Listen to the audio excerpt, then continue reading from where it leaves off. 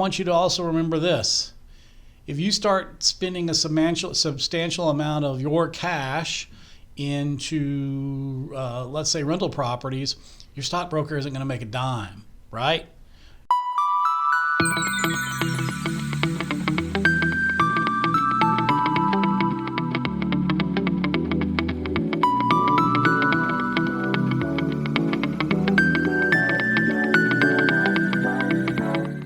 Hey, it's Mark Zimmerman, President and COO of Renters Warehouse Houston.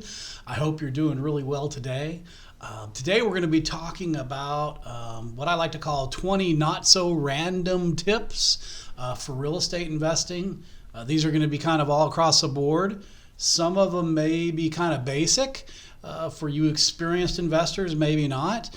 But I think it's important to kind of cover these and just kind of give you a feel for what I've learned trial by fire and error, right, to maybe help you from making those same mistakes as you're starting out or as you're continuing on your real estate journey.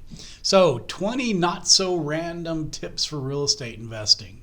I think number one, and these are in no particular order, number one for me is really don't over rehab the property. And that's if you're going to buy, sell, or buy, fix up and sell, or if you're going to buy, fix up and rent. Either way, don't over rehab the property. I see a lot of investors do that. They'll buy a house that the ARV, the after repaired value, the value of the property after the rehab is done, say is $130,000, and they will put in Corian, marble countertops, and they'll put in marble tile, and they'll put in high-end fixtures, and they'll really over rehab the property. Now, I'm not saying that you don't want to make it nice and modern, absolutely. And if you got a great deal on granite or something like that, like I do, sometimes it just makes sense to do that little extra touch so it sells quicker. But don't go into the trap of over rehabbing the property. Don't go to IKEA and buy $30,000 worth of kitchen cabinets on a $100,000 rental or flip, right? All right, so don't over rehab the property. So number two, I think this is very, very important too, and that is do not over leverage yourself, okay?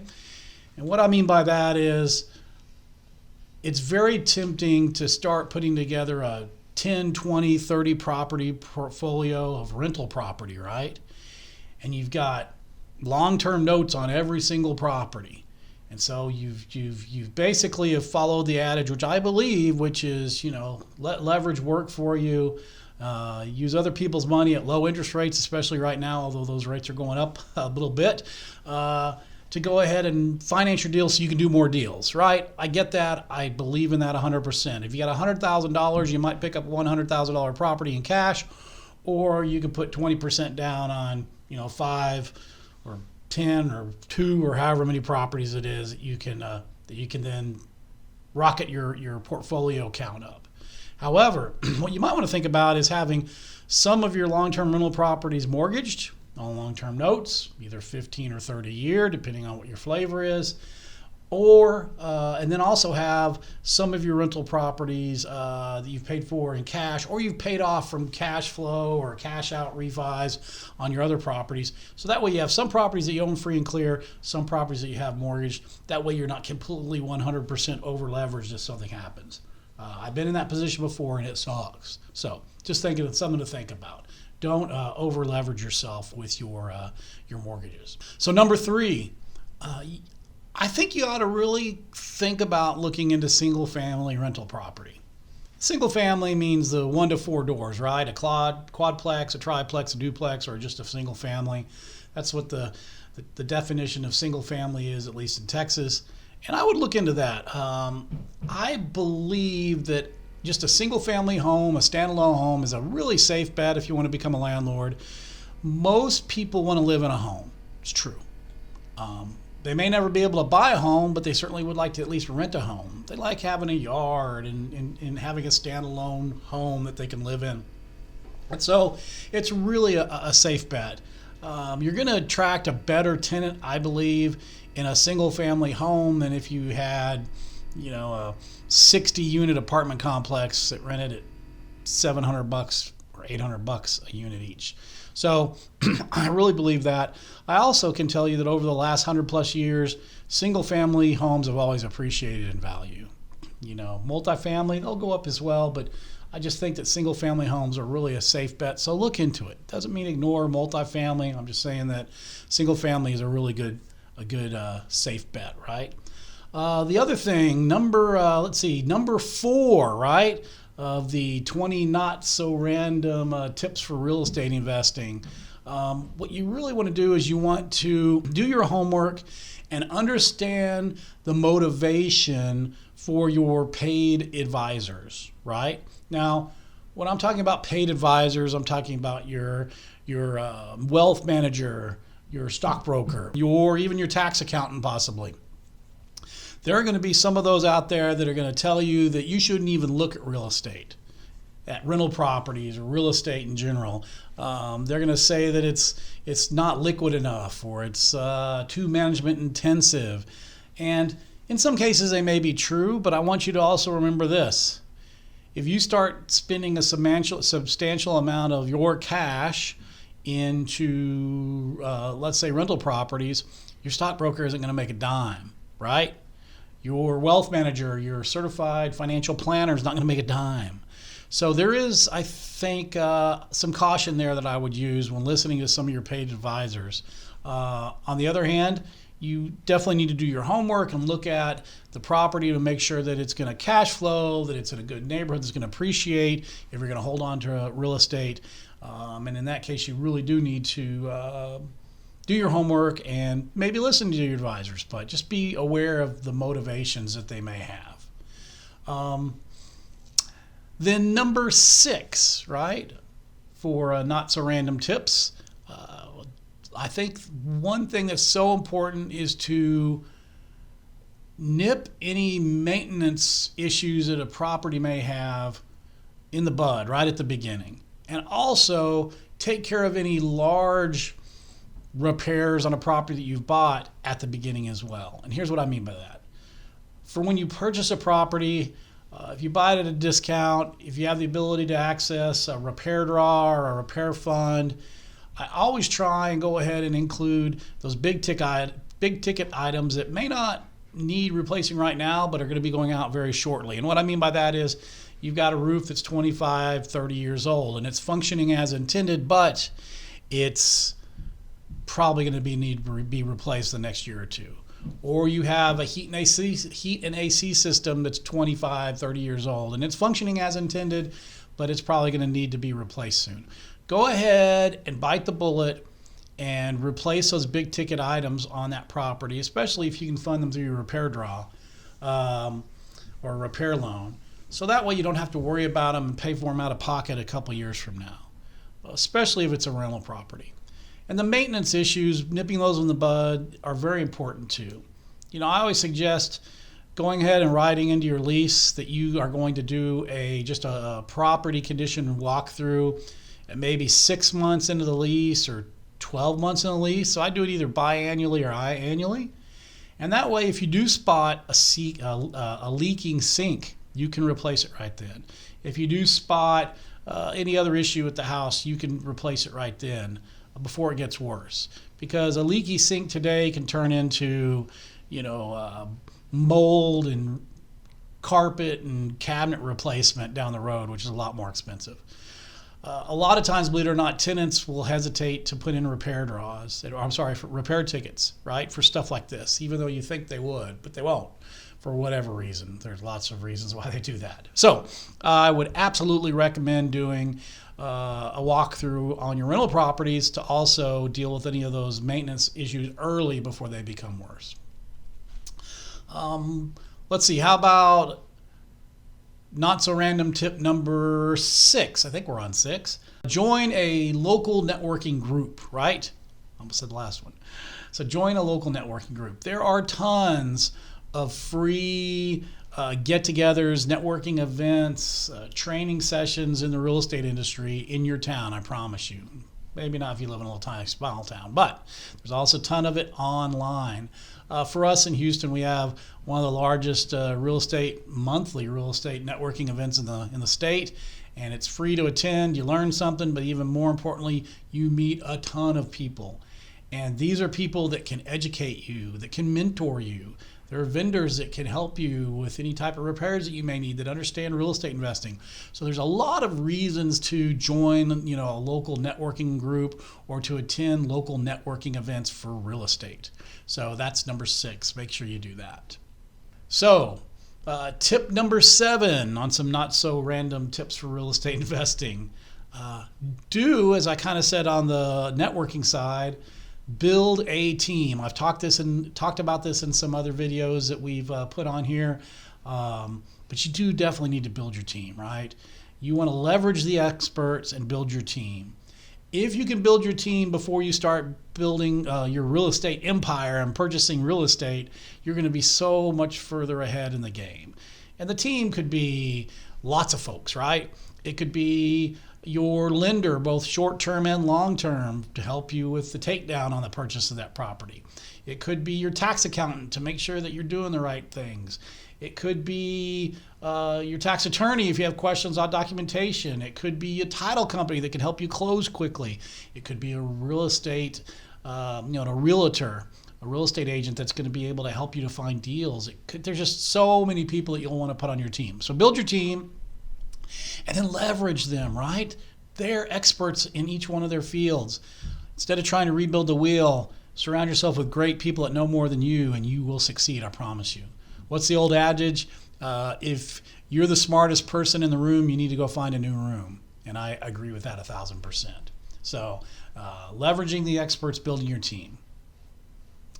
So tip number 8.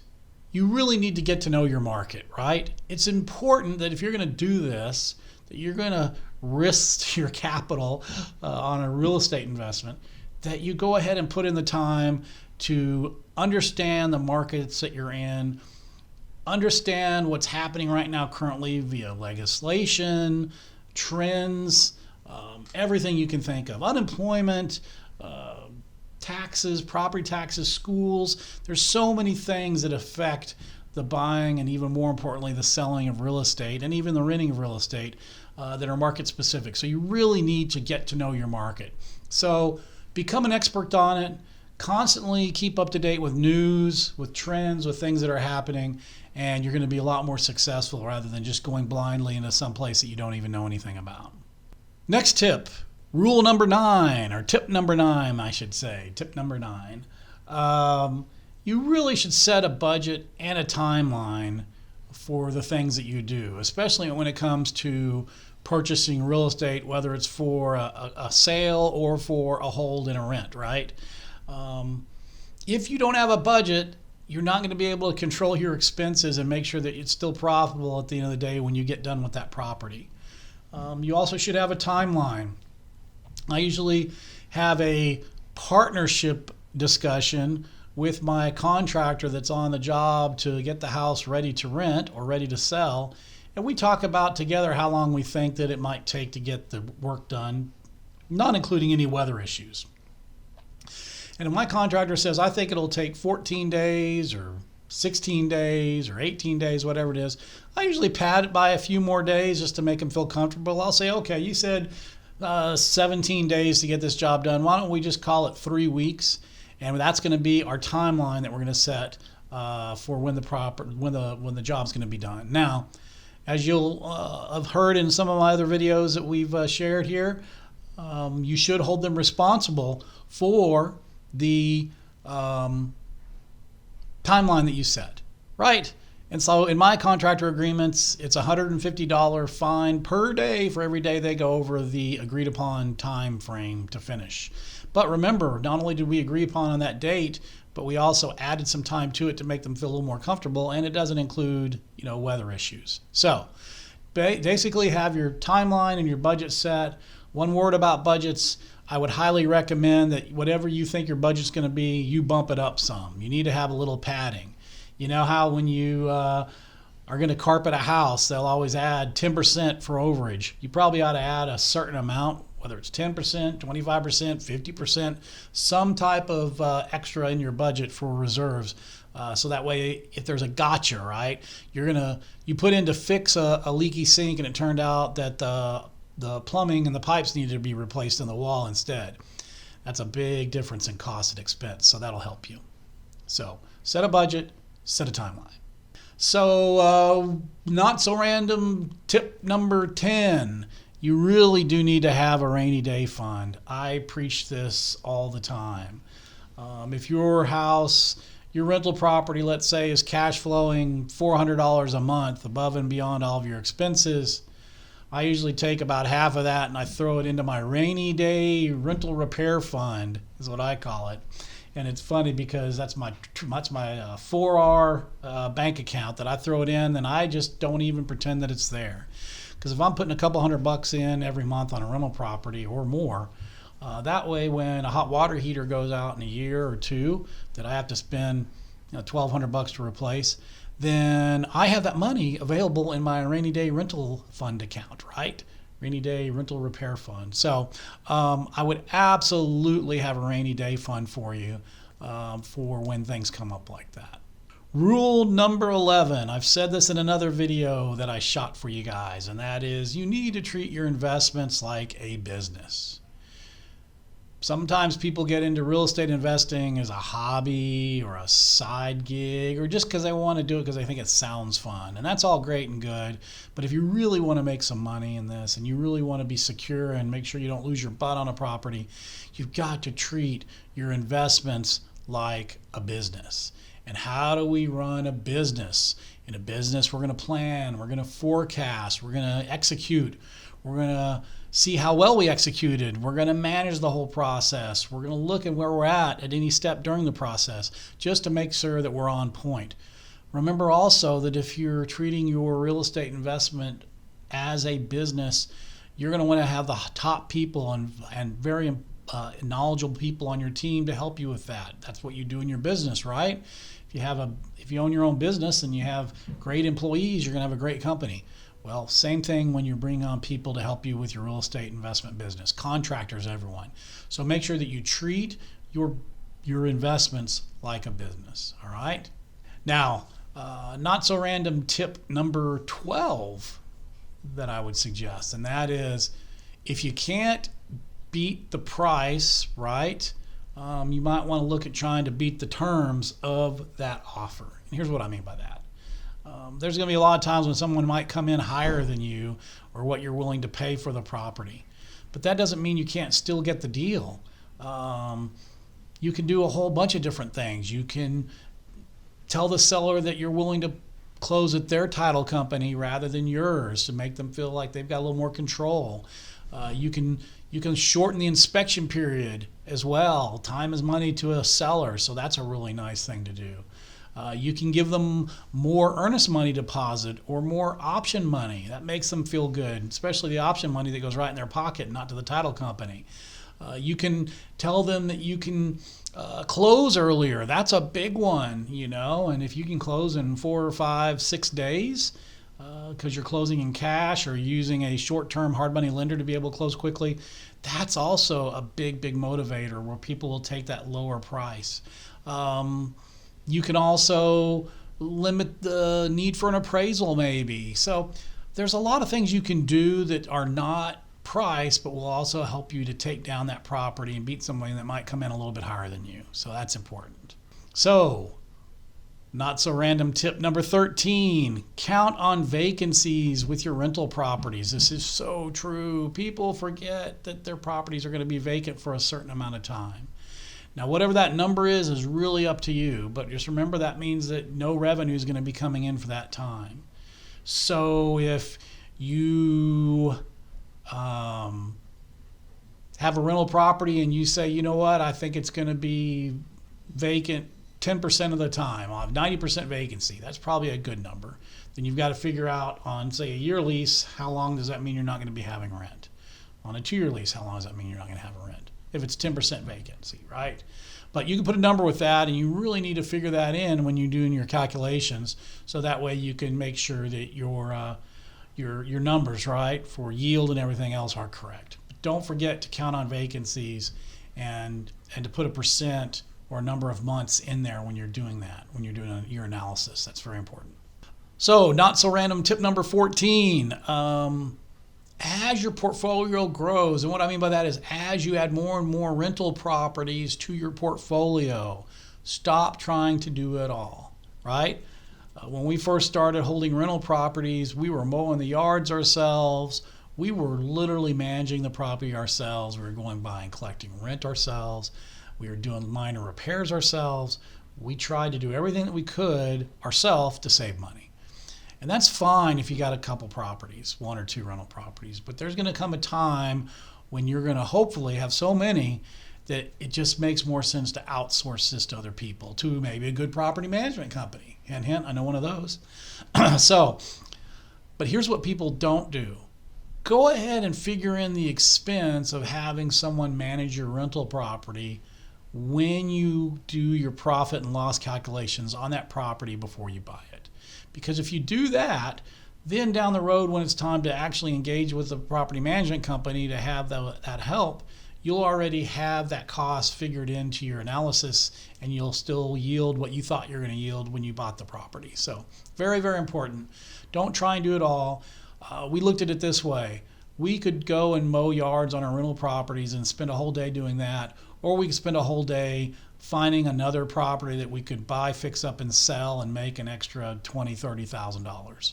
So what is the smart play there for your time? Mowing a yard or going and finding another property is going to make you tens of thousands of dollars in net profit. So just think about it. Very important. Number 15, know your tax laws. Tax laws are constantly changing. There are things that you can depreciate, but even more so that you can expense today that you couldn't have expensed later on.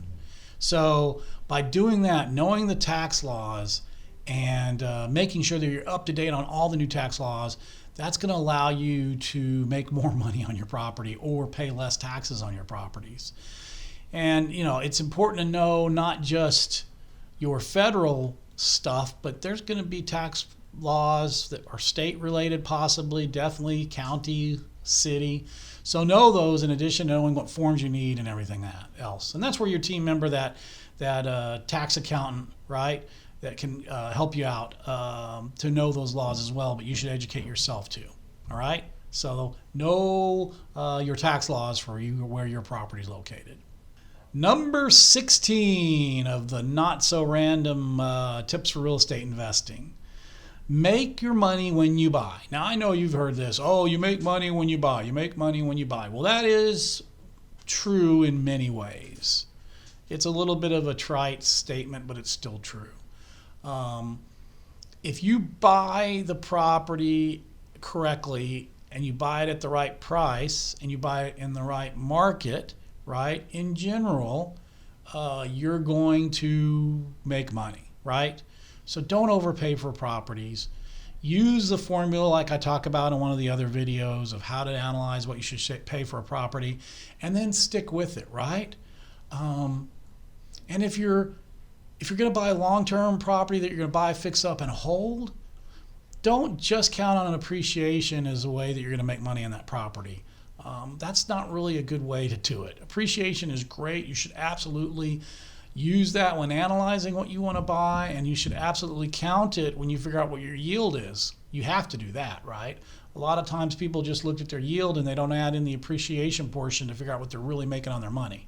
So don't get me wrong when I say don't count on the appreciation. I'm just saying don't count on the appreciation, right? You want to make sure that it's going to cash flow and make you a good yield even if it didn't appreciate, okay? But make sure that you don't overpay for that property because you really do make money when you buy, all right?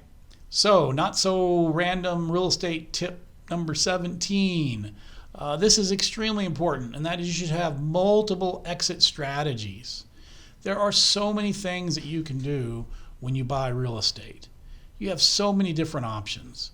But I would highly recommend that you figure out what you're going to do with that property before you buy it. I talk about this in another video. We'll talk about it here for a second. You can get a property under contract and then assign that contract to another buyer that then takes that contract and closes the property, and you get an assignment fee. That's one exit strategy for something that maybe doesn't work for you as far as the property goes or the area of town or whatever. You could buy and just clean it up and not do anything else and sell it. Just sell it as is.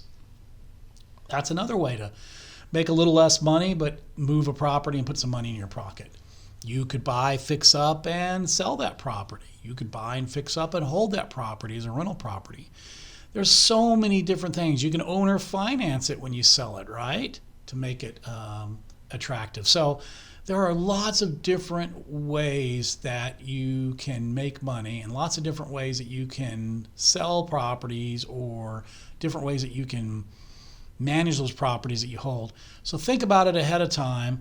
And based on what you pay and what you have to pay and the market that you're in and the appreciation that's going on, all these things, you should look at that to decide what exit strategy you want to use. But one exit strategy is not a good way to go. You need to have multiple exit strategies to diversify how you're doing things to protect yourself a little bit. So that's number 17, have multiple exit strategies.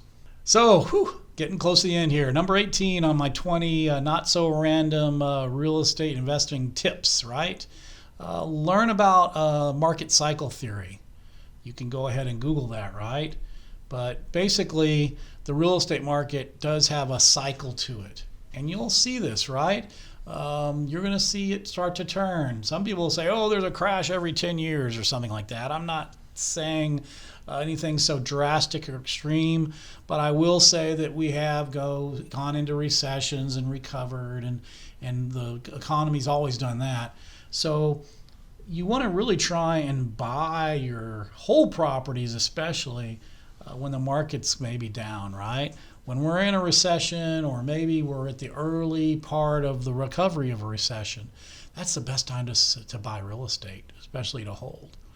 And then when we get to a peak where it's definitely a seller's market and prices are really high, that might be the time you might want to sell. I don't know, or just hold on to your property, know that it's appreciating even greater. So just learn about market cycle theory and use that to guide you when you're thinking about purchasing and thinking about selling your real estate.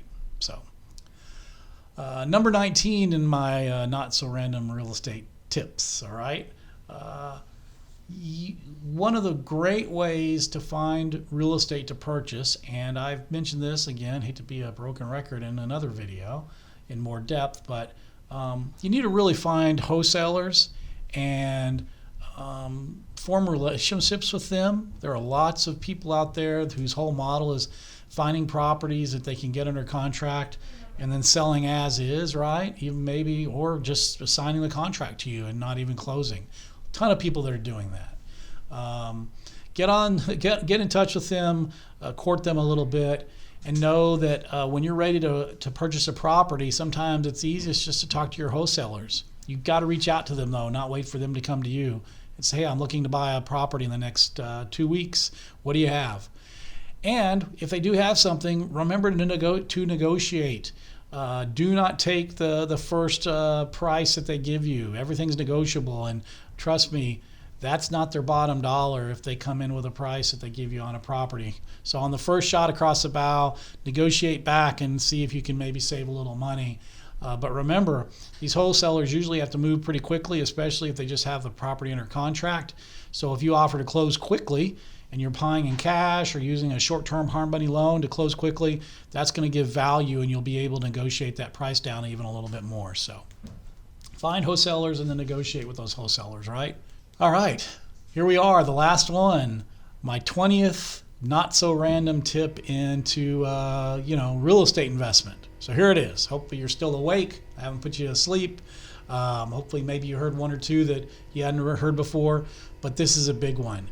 Do not fall in love with a property, okay? This is a business.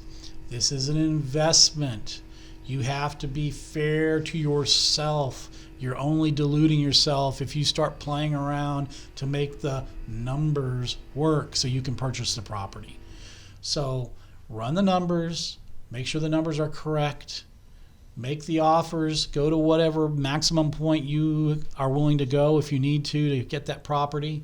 And if it doesn't work, just know that you can't win them all and move on to the next one. Don't convince yourself that it's such a great deal that you need to start going outside the numbers, or you start needing to fudge things to make the numbers work for you. There always will be another deal, I promise. There'll always be another great deal, I promise. But if you start convincing yourself and lying to yourself that a deal is such a great deal that you need to go outside of whatever parameters you set for yourself, you're going to cause yourself a bunch of heartache, a lot of pain, and you're probably going to start losing money instead of making money in your real estate investments. So let's not do that. Don't fall in love with the property. It's just a property. All right. Well, I hope this was a good time spent. I hope that you're able to get a little something out of this video. And as always, reach out to me. If you ever have any questions, if you ever want to talk, if you ever want to go grab a beer, I'm always willing to talk about real estate because I love real estate. 22 years in now, and I still love real estate. I love what I do. So reach out to me. But anyway, I am Mark Zimmerman, and I am out. Thanks for watching, everyone. We really hope you enjoyed the video. If you did, please hit the like button and subscribe below.